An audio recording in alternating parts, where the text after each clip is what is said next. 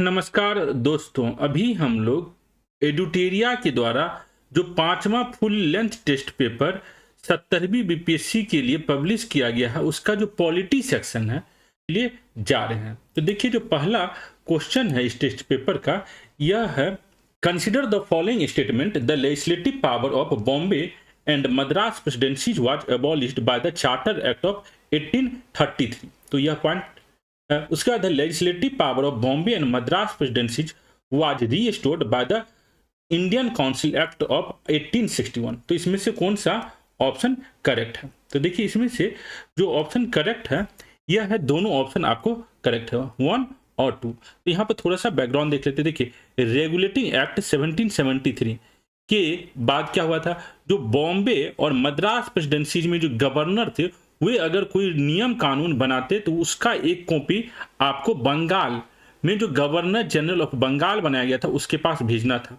Inform करना था। लेकिन 1833 में ये जो गवर्नर जनरल ऑफ बंगाल था, इस पोस्ट को चेंज कर दिया गया। क्या चीज में? Governor general of India post में चेंज किया गया। अब बंगाल में जो गवर्नर जनरल ऑफ इंडिया है वही पूरे भारत के लिए रूल्स एंड रेगुलेशन बना सकते थे। इसलिए जो आपको बॉम्बे और मद्रास प्रेसिडेंसीज में जो गवर्नर था उसकी नियम कानून बनाने की शक्ति को खत्म कर दिया गया था। तो चार्टर एक्ट 1833 के तहत बॉम्बे और मद्रास प्रेसिडेंसीज के विधायी शक्ति को समाप्त कर दिया गया और गवर्नमेंट ऑफ इंडिया पोस्ट को क्रिएट किया गया। और भारत के पहले गवर्नर जनरल ऑफ इंडिया कौन बने? William Bentinck.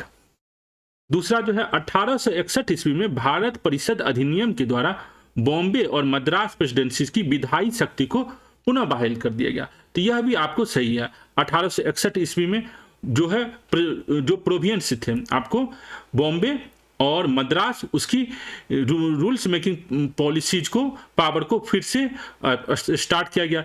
1861 में ही आपको गवर्नर जनरल ऑफ इंडिया को ऑर्डिनेंस मेकिंग पावर भी मिला। जो cabinet system of executive council भी बनाया गया। पोर्टफोलियो सिस्टम का भी जो शुरुआत है ये आपको 1861 में ही होता है। तो इस आधार पर दोनों पॉइंट जो है आपको यहाँ पर सही है। तो इसका आंसर क्या रहेगा? ऑप्शन सी हो जाएगा। उसके बाद अगला क्वेश्चन है यहाँ पर, the concept of procedure established by law under article 21 of the Indian constitution has been inspired by the constitution of which country? तो हमारे कॉन्स्टिट्यूशन में जो आर्टिकल 21 में जो प्रोसीड्योर एस्टैब्लिश्ड बाय लॉ है यह हमने किस कंट्री से इंस्पिरेशन लेके अपने कॉन्स्टिट्यूशन में ऐड किया है? तो यह जो है आपको जापान के कॉन्स्टिट्यूशन से हम लोग इंस्पायर्ड होके अपने कॉन्स्टिट्यूशन में ऐड किए हैं। तो यहाँ पर क्या है, अनुच्छेद 21 में जो विधि द्वारा स्थापित प्रक्रिया की अवधारणा को किस कंट्री के कॉन्स्टिट्यूशन से ऐड किया गया है? तो इसका आंसर क्या हो जाएगा? जापान। तो एक बार देखिए, यहाँ पर लक्ष्मीकांत में भी जो लिखा गया है, देखिए लक्ष्मीकांत में जो जापानीज कॉन्स्टिट्यूशन से जो हमने ऐड किया है यह क्या है आपको? Procedure established by law. Procedure established by law जो है हमने किस कॉन्स्टिट्यूशन से ऐड किया है? जापानीज कॉन्स्टिट्यूशन से। फ्रेंच कॉन्स्टिट्यूशन से क्या है? Republic and ideals of liberty, equality and fraternity, French constitution से। डीपीएसपी जो है हमने आयरिश कॉन्स्टिट्यूशन से ऐड किया है, जिसे directive principle, nomination of members of Rajya Sabha, तो 12 मेंबर जो राज्यसभा में प्रेसिडेंट नॉमिनेट करते हैं, यह प्रोविजन हम आयरिश कॉन्स्टिट्यूशन से, आयरिश कॉन्स्टिट्यूशन का डीपीएसपी और nomination of members in Rajya Sabha, method of election of president, तो method of election of president भी आयरिश कॉन्स्टिट्यूशन से लिया गया है। तो ये आपको एक चार्ट है जिसमें दिखाया जा रहा है जो हम लोग किस कंट्री से कौन सा प्रोविजन अपने कॉन्स्टिट्यूशन में ऐड किए हैं। नेक्स्ट क्वेश्चन देखते हैं। नेक्स्ट क्वेश्चन है, match list 1 with list 2 and select the correct answer with the help of code given below. तो यहाँ पर आपको मैच करना है पार्ट ऑफ कॉन्स्टिट्यूशन के उसके कंटेंट के अनुसार। तो कॉन्स्टिट्यूशन में टोटल 22 पार्ट है। कॉन्स्टिट्यूशन में कितने पार्ट है? टोटल 22 पार्ट है। उसमें से किस पार्ट में क्या कंटेंट लिखा गया है यह हमको यहाँ पर चुनना है। तो देखिए, पार्ट 4A जो है, पार्ट 4A यह आपको फंडामेंटल ड्यूटीज से रिलेटेड है। पार्ट 4A फंडामेंटल ड्यूटीज से रिलेटेड है, जो आपको 42nd अमेंडमेंट एक्ट 1976 के बाद ऐड किया गया था। तो पार्ट 4A क्या है? आपको मूल कर्तव्य। उसके बाद पार्ट 9A जो है, पहले पार्ट 9 क्या है, तो पार्ट 9 जो है आपको ग्राम पंचायत से रिलेटेड है। पार्ट 9 आपको ग्राम पंचायत से रिलेटेड है, और 9A जो है वो म्यूनिसिपैलिटी से रिलेटेड है। 9B जो है वो आपको कोऑपरेटिव सोसाइटी से रिलेटेड है। तो एक बार यहाँ पर देखिए, आपको दिखाते हैं। ये जो है टोटल 22 पार्ट है कॉन्स्टिट्यूशन का, पार्ट 1 से लेके पार्ट 22। इसमें हमारे जो क्वेश्चन में पूछा गया है, पार्ट 9A क्या है, तो म्यूनिसिपैलिटी से रिलेटेड आर्टिकल है। 9B जो है ये आपको कोऑपरेटिव सोसाइटी से रिलेटेड है। उसके बाद पार्ट 4A जो है ये आपको फंडामेंटल ड्यूटी से है, आर्टिकल 51। और पार्ट 14A जो है ये आपको ट्राइब्यूनल से रिलेटेड है। तो यहाँ पर दिख गया है। तो पार्ट 9 जो है पंचायत से रिलेटेड है। तो कुछ इंपॉर्टेंट पार्ट है, जैसे इमरजेंसी का प्रोविजन हमारे किस पार्ट में है, तो इमरजेंसी पार्ट 18 में इमरजेंसी है, 17 में ऑफिशियल लैंग्वेज है। डीपीएसपी जो है पार्ट 4 में है, फंडामेंटल राइट जो है पार्ट 3 में है। ठीक है, तो यहाँ पर क्या आंसर हो जाएगा, तो इस क्वेश्चन का आंसर हो जाएगा ऑप्शन ए हो जाएगा। अगला क्वेश्चन है, consider the following words used in the preamble of the Indian constitution. तो इंडियन कॉन्स्टिट्यूशन में जो सेकुलर, डेमोक्रेटिक और सोशल और सॉवरेन शब्द है, इसको हमको क्रोनोलॉजिकली अरेंज करना है, किस तरीके से यह यूज किया गया है प्रीएम्बल में। तो एक बार देखिए, प्रीएम्बल को अगर हम लोग देखते हैं तो उसमें किस तरीके से यह वर्ड को अरेंज किया गया है। क्या है, पंथ निरपेक्ष, लोकतांत्रिक, समाजवादी और प्रभुत्व संपन्न शब्द का सही क्रम क्या है कॉन्स्टिट्यूशन में। तो कॉन्स्टिट्यूशन में यह जो प्रीएम्बल है उसमें यह शब्द कैसे यूज हो रहा है, तो देखिए यह हमारा प्रीएम्बल है। इसमें जो शब्द है, पहला है सॉवरेन, सोशलिस्ट, सेकुलर, फिर डेमोक्रेटिक। इसमें जो सोशलिस्ट और सेकुलर आपको बाद में 42nd अमेंडमेंट एक्ट के बाद जोड़ा गया है। उसी तरह से इंटीग्रिटी शब्द भी बाद में जोड़ा गया है। देखिए यहाँ लिखा गया 42nd अमेंडमेंट एक्ट के द्वारा सोशलिस्ट, सेकुलर और इंटीग्रिटी शब्द को यहाँ पर जोड़ा गया है। तो यहाँ पर सीरियल क्या है, सॉवरेन, सोशलिस्ट, सेकुलर और डेमोक्रेटिक रिपब्लिक। तो इसका आंसर क्या हो जाएगा, इस क्वेश्चन का आंसर आपको हो जाएगा option B, sovereign, socialist, secular और डेमोक्रेटिक। इसको याद रखने का क्या तरीका है, अगर आप डिक्शनरी में देखिएगा तो पहले डिक्शनरी में क्या आएगा, सबसे लास्ट में आएगा सॉवरेन, फिर आएगा सोशलिस्ट, फिर आएगा सेकुलर और फिर आएगा डेमोक्रेटिक। तो डिक्शनरी के अपोजिट है, ऐसे याद रखिएगा। यह चारों वर्ड जो प्रीएम्बल में यूज हुआ है, अगर डिक्शनरी में देखिएगा तो पहले डेमोक्रेटिक आएगा, फिर सेकुलर आएगा, फिर सोशलिस्ट आएगा, फिर सॉवरेन आएगा। लेकिन हमारे प्रीएम्बल में एकदम अपोजिट करके यूज किया गया है। तो इस तरीके से आप इसको याद रख सकते हैं। उसके बाद है, consider the assertion reason and choose the correct answer using the option below. Assertion, the president of India is directly elected. क्या भारत में प्रेसिडेंट जो है यह डायरेक्टली इलेक्टेड होते हैं, तो भारत के प्रेसिडेंट जो है डायरेक्टली इलेक्टेड नहीं होते हैं। In India the parliamentary system of government is combined with Republican. तो इंडिया में पार्लियामेंट्री फॉर्म ऑफ गवर्नमेंट है और इंडिया में रिपब्लिक भी है। रिपब्लिक मतलब यहाँ जो प्रेसिडेंट है वो आपको हेरिडेटरी नहीं है, यह आपको इंडिया का कोई भी व्यक्ति बन सकता है, तो रिपब्लिक है। और पार्लियामेंट्री क्यों है, आपको जो एग्जीक्यूटिव है और लेजिस्लेचर जो है यह आपको लेजिस्लेचर से ही एग्जीक्यूटिव के लोग चुने जाते हैं, अर्थात एग्जीक्यूटिव और लेजिस्लेचर दो इंडिपेंडेंट ऑर्गन ऑफ बॉडी नहीं है, जैसा प्रेसिडेंशियल सिस्टम ऑफ गवर्नमेंट में होता है। तो यहाँ पर पहला जो है आपको गलत है, दूसरा सही है। तो इसका आंसर क्या हो जाएगा, D, E is incorrect, R is correct. इसको भी एक बार आपको हिंदी में दिखा देते हैं। हिंदी का जो ये क्वेश्चन है यहाँ पर देख लीजिए, यह है, जो भारत का राष्ट्रपति प्रत्यक्षतः निर्वाचित होता है तो नहीं होता है। भारत में संसदीय शासन प्रणाली को गणतंत्रवाद के साथ जोड़ा गया है, तो यह बात सही है। संसदीय शासन प्रणाली है और यहाँ पर गणतंत्रवाद है। गणतंत्रवाद का मतलब जो राष्ट्रपति है वह कोई भी आम आदमी हो सकता है, कोई ऐसा नहीं जो किसी एक वंश का ही हो, जैसा कि ब्रिटेन में है। तो ब्रिटेन में रिपब्लिकन नहीं है। अगला क्वेश्चन हम लोग देखते हैं। अगला क्वेश्चन है यहाँ पर, according to article 1 of the Indian constitution India is, तो इंडिया के बारे में जो आर्टिकल 1 में बताया गया है, जो India is union of state. India is A union of state, confederation of state नहीं, फेडरेशन ऑफ स्टेट नहीं, ग्रुप ऑफ स्टेट नहीं, अर्थात यूनियन ऑफ स्टेट है। तो इसका आंसर क्या हो जाएगा, ऑप्शन डी हो जाएगा। उसके बाद है a citizen of India shall lose his citizenship if the renounces Indian citizenship, marries a citizen of another country, voluntarily acquires citizenship of another country, criticise the government, commit contempt of the court. तो एक Indian citizen जो है यह किस तरीके से अपना citizenship loose कर सकता है, इसके पर यह क्वेश्चन है। तो एक जो इंडियन सिटीजनशिप है यह आपको 3 तरीके से अपना सिटीजनशिप को लूज कर सकता है। याद रखिएगा, एक इंडियन सिटीजनशिप 3 तरीके से अपना सिटीजनशिप लूज कर सकता है। अगर वह भारत का नागरिकता को परित्याग कर देता है, दूसरा किसी अन्य देश की नागरिकता को स्वेच्छा से प्राप्त कर लेता है, यह दूसरा है। किसी अन्य देश के नागरिक से विवाह करने से कोई फर्क नहीं पड़ता, सरकार की आलोचना करने से कोई फर्क नहीं पड़ता है, और न्यायालय की अवमानना करने से भी कोई फर्क नहीं पड़ता। यहाँ पर जो आंसर ऑप्शन है 1 और 3 के आधार पर यह अपना नागरिकता खो सकता है। तो यहाँ पर आंसर क्या हो जाएगा, बी हो जाएगा। तीसरा तरीका कौन सा है सिटीजनशिप को लूज करने का, तो यहाँ पर देखिए इंडियन कॉन्स्टिट्यूशन में सिटीजनशिप कैसे लूज किया जा सकता यह तो नहीं बताया गया था, लेकिन सिटीजनशिप एक्ट 1955 के तहत पार्लियामेंट ने 3 तरीके बताया है सिटीजनशिप को लूज करने का। एक है रिनंसिएशन, दूसरा है टर्मिनेशन और तीसरा है डिप्रीविएशन।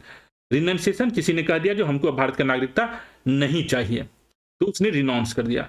दूसरा टर्मिनेट हो गया। टर्मिनेट कब होता है, when an Indian citizen voluntary acquire the citizenship of another country, Indian citizenship automatically terminated. अगर कोई आदमी है इंडिया का, वो अमेरिका का सिटीजनशिप ले लिया है तो क्या होगा, उसका ऑटोमेटिक जो है टर्मिनेट हो जाएगा इंडिया का सिटीजनशिप। तीसरा जो है डिप्रीविएशन, यह डिप्रीविएशन जो है यह सिटीजनशिप सेंट्रल गवर्नमेंट किसी भी व्यक्ति का सिटीजनशिप को टर्मिनेट करता है। तो if A compulsory termination of Indian citizenship by the government of India, central government. तो तीसरा जो है सेंट्रल गवर्नमेंट किसी का सिटीजनशिप को खत्म कर सकता है। किस आधार पर, अगर citizen has obtain the citizenship by fraud, अगर कोई आदमी फ्रॉड के तरीके से सिटीजनशिप प्राप्त किया है, अगर वह इंडियन कॉन्स्टिट्यूशन के प्रति डिसलॉयल है, सिटीजन हैज अनलॉफुली ट्रेडेड और communicated with the enemy during war, अगर वार के समय एनिमी के साथ अनलॉफुली ट्रेडेड या कम्युनिकेट किया है, the citizen has within 5 years after registration और naturalisation has imprisoned in any country for 2 years। तो अगर कोई आदमी को भारत में रजिस्ट्रेशन और नेचुरलाइजेशन के बाद सिटीजनशिप प्राप्त हुआ, लेकिन वह आपको 5 साल के अंदर में किसी भी कंट्री में 2 साल से ज्यादा के लिए इम्प्रिजन हो गया है, तब उसका सिटीजनशिप जो है आपको खत्म हो जाएगा। तो अगर कोई भी आदमी नेचुरलाइजेशन और रजिस्ट्रेशन के मार्फत से सिटीजनशिप प्राप्त किया था और विद इन 5 years प्राप्ति के 2 साल या 2 साल से ज्यादा के लिए उसे कैद की सजा हो गई है। तीसरा, the citizen has been ordinarily resident of India for 7 years continuously. चौथा क्या है, अगर 7 साल से ज्यादा कोई आदमी लगातार भारत से बाहर रह रहा तो उसका सिटीजनशिप जो है सेंट्रल गवर्नमेंट खत्म कर सकता है। The citizen has been ordinarily resident out of India for 7 years continuously. तो अगर आप मान लीजिए भारत से चले गए हैं अमेरिका और लगातार 7 साल अमेरिका में ही रह रहे हैं तो सेंट्रल गवर्नमेंट आपका सिटीजनशिप खत्म कर सकता है। तो ये 3 तरीके जो है पार्लियामेंट के द्वारा बनाए गए नियम के अनुसार से सिटीजनशिप को खत्म करने का तरीका है। तो यहाँ पर जो क्वेश्चन में हमको दिखाया गया है, हमें 2 तरीका से बताया गया था। पहला कौन है, जो रिनंस सिटीजनशिप, तो इसको कहते हैं सिटीजनशिप बाय रिनंसिएशन, और voluntary acquire citizenship of another country, इसको कहते हैं टर्मिनेशन ऑफ सिटीजनशिप। तो यहाँ पर आंसर क्या रहेगा, ऑप्शन 1 और 3, तो ऑप्शन बी हो जाएगा इसका सही आंसर। अगला क्वेश्चन है, जो under which article of constitution the governor has given the power to issue ordinance. तो गवर्नर जो है आपको इशू ऑर्डिनेंस करने का पावर किससे मिलता है। अभी हम लोग देखे थे जो गवर्नर जनरल ऑफ इंडिया को ऑर्डिनेंस इशू करने का पावर सबसे पहली बार कब मिला था, 1861 ईस्वी में। अभी हम लोग पहला क्वेश्चन में देखे थे। प्रेसिडेंट को अब इंडियन कॉन्स्टिट्यूशन में ऑर्डिनेंस इशू करने का पावर मिला है आर्टिकल 123 के तहत। याद रखिएगा प्रेसिडेंट को कौन सा आर्टिकल ऑर्डिनेंस इशू करने का पावर देता है, तो आर्टिकल 127। और जो गवर्नर है उसको ऑर्डिनेंस इशू करने का पावर देता है आर्टिकल 213। तो याद रखिएगा 1, 2, 3 प्रेसिडेंट को इशू करने का अधिकार देता है और गवर्नर को 2, 1, 3 इशू करने का अधिकार देता है। तो यहाँ पर ऑप्शन क्या जाएगा, ऑप्शन डी हो जाएगा इसका सही आंसर। तो यह भी है यहाँ पर जो है संविधान के किस अनुच्छेद के तहत राज्यपाल को अध्यादेश जारी करने की शक्ति प्राप्त है। तो राज्यपाल को अध्यादेश जारी करने की शक्ति है 213 से, और प्रेसिडेंट को अध्यादेश जारी करने की शक्ति है आपको 123 से। अगला क्वेश्चन देखते हैं। अगला क्वेश्चन है, जो 92nd constitutional amendment act 2003 has limited the maximum number of ministers in the union and state council of ministers. तो यह पॉइंट आपको सही है। जो 91st कॉन्स्टिट्यूशनल अमेंडमेंट एक्ट 2003 के तहत क्या किया गया है, आपको total number of ministers union government में कितना हो सकता है और स्टेट काउंसिल ऑफ मिनिस्टर्स में कितना हो सकता है, इसको लिमिट किया गया। अर्थात 15% से ज़्यादा जो है आपको स्टेट में मिनिस्टर्स नहीं हो सकते हैं और यूनियन में भी 15% से ज़्यादा जो है मिनिस्टर्स नहीं हो सकते, या 15% से ज़्यादा किसका, टोटल स्ट्रेंथ ऑफ लोकसभा या स्टेट लेजिस्लेटिव असेंबली रिस्पेक्टिवली। तो पहला पॉइंट सही है। उसके बाद है, एज पर the above act if maximum number of members in a state legislative assembly is 40, a maximum of 6 ministers including the chief minister can be included in the council of ministers of that state. तो इसमें क्या कह रहा है, इसमें कह रहा है जो अगर किसी स्टेट लेजिस्लेचर में 40 मेंबर हैं, स्टेट लेजिस्लेचर में टोटल 40 मेंबर हैं, तो उसमें मैक्सिमम कितने मिनिस्टर हो सकते हैं, तो 6 मिनिस्टर हो सकते हैं। तो यह पॉइंट आपको गलत है, क्योंकि आपको इसी आर्टिकल में लिखा गया है स्टेट लेजिस्लेचर में कम से कम 12 मिनिस्टर जरूर होंगे। तो यह क्या है, उपयुक्त अधिनियम के आधार पर यदि किसी राज्य विधानसभा में अधिकतम सदस्यों की संख्या 40 हो तो उस राज्य की मंत्रिपरिषद में मंत्री, मुख्यमंत्री सहित अधिकतम 6 मंत्री शामिल किए जा सकते। तो यह गलत है। आपको आर्टिकल में मेंशन है जो स्टेट लेजिस्लेचर में मिनिमम कितने मिनिस्टर होंगे, 12 मिनिस्टर होंगे। तो अगर 40 ही टोटल स्ट्रेंथ है तो 6 नहीं होगा, तो कम से कम 12 मिनिस्टर्स तो होंगे। तो ये आपको सेकंड पॉइंट जो है गलत है। पहला पॉइंट सही है। कौन सा असत्य है, तो ऑप्शन बी जो है आपको असत्य है। एक बार देखिए कॉन्स्टिट्यूशन का यह आर्टिकल क्या कहता है। कॉन्स्टिट्यूशन का यह जो आर्टिकल है, देखिए आपको आर्टिकल 75 यह बताता है जो यूनियन में टोटल मेंबर्स जो है काउंसिल ऑफ मिनिस्टर्स में कितने हो सकते हैं। तो total number of ministers including prime minister in the council of ministers shall not exceed 15%। तो आपको यूनियन के केस में मिनिमम कितना मिनिस्टर होगा यह मेंशन नहीं है, याद रखिएगा। मैक्सिमम है जो 15% से ज्यादा नहीं हो सकता है, मिनिमम कितना होगा यह मेंशन नहीं है। लेकिन जब हम स्टेट गवर्नमेंट की बातें करते हैं, जो आर्टिकल 164 बता रहा है, जो total number of ministers including chief minister in the council of ministers in state shall not exceed 15% of the total numbers of ministers in the state legislative of the state. तो maximum जो है आपको 15% से ज्यादा नहीं हो सकता including chief minister. लेकिन इसमें एक मिनिमम के बारे में भी बता रहा है। देखिए, provided that the number of ministers including the chief minister in state shall not less than 12। तो स्टेट के केस में मैक्सिमम 15 और मिनिमम 12 गो तो होगा ही। मैक्सिमम 15% और मिनिमम जो है 12 मिनिस्टर होगा ही। यूनियन के केस में 15% है मैक्सिमम का और मिनिमम का कोई लिमिटेशन नहीं है। तो यह भी पॉइंट आपको थोड़ा सा याद रखना है। तो इस आधार पर इस क्वेश्चन का जो आंसर क्या हो जाएगा, ऑप्शन बी हो जाएगा इस क्वेश्चन का, क्योंकि ऑप्शन बी जो है यह गलत है, ऑप्शन ए जो है आपको सही है। तो हम लोग अगला क्वेश्चन देखते हैं। अगला क्वेश्चन कह रहा है अगला क्वेश्चन कह रहा है यहां पर, for what purpose is vote on account presented by the government in the Lok Sabha. तो वोट ऑफ अकाउंट जो है किस पर्पस से प्रेजेंट किया जाता है, यह है आपको to withdraw money from the consolidated fund of India for fixed period, to raise public debt raise करने से कोई मतलब नहीं है, to borrow money from the reserve bank of India कोई कनेक्शन नहीं है, to provide grant to the state कोई कनेक्शन नहीं है वोट ऑफ अकाउंट का। इसका क्या है, to withdraw money from the consolidated fund of India for a fixed period, इसका आंसर होगा। इसका जो आर्टिकल है, लेखा अनुदान सरकार द्वारा किस उद्देश्य से प्रस्तुत किया जाता है। तो संविधान के अनुच्छेद 116 के तहत विनियोग विधेयक के पारित न होने की स्थिति में जब संघ सरकार को धन की आवश्यकता होती है तो लोकसभा के लेखा अनुदान के माध्यम से निश्चित अवधि के लिए भारत की सिंचित निधि से अग्रिम निधि प्रदान करने की शक्ति प्राप्त होती है। यह है आपको आर्टिकल 116। तो आर्टिकल 116 को हम लोग एक बार डिटेल ढंग से यहाँ देख लेते हैं। देखिए, आर्टिकल 116 जो है आपको इंडियन कॉन्स्टिट्यूशन का, यह आपको vote on account, vote of credit और एक्सेप्शनल ग्रांट की बातें कर रहा है।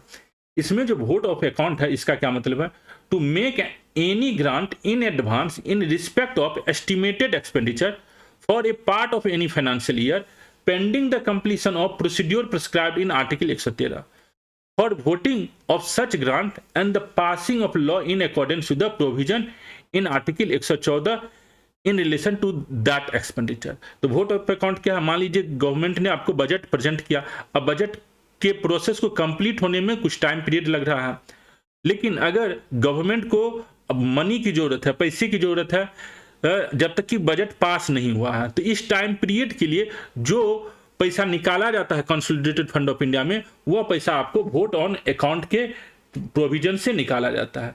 एक बार फिर जब बजट पास हो जाता है तो टोटल पैसा निकाल लिया जाता है। तो इन जनरल बजट पास नहीं हुआ है तो इन जनरल 2 महीने के लिए जो एक्सपेंडिचर है वह वोट ऑन अकाउंट के प्रोसेस के तहत से पैसा निकाला जाता है कंसोलिडेटेड फंड ऑफ इंडिया का। तो याद रखिएगा, इन जनरल 2 महीने के का जो एक्सपेंडिचर है वह निकाला जाता है वोट ऑफ अकाउंट के प्रोसेस को यूज करके। तो यहाँ पर जो है आपको वोट ऑफ अकाउंट भी समझ में आ गया होगा। इस क्वेश्चन का क्या आंसर है, इस क्वेश्चन का जो आंसर है ऑप्शन डी है। तो इस तरीके से जो पॉलिटी का ये 10 क्वेश्चन था, ये हम लोग यहाँ पर डिस्कशन किए हैं। उम्मीद है आपको यह डिस्कशन अच्छा लगा होगा। थोड़ा सा भी अगर बेनिफिट हो रहा हो, थोड़ा सा भी रिवीजन आपको हो रहा हो, तो जरूर वीडियो को लाइक करें, चैनल को सब्सक्राइब करें, ताकि हमें पता चल सके आप लोग के लिए यह वीडियो कितना यूजफुल है।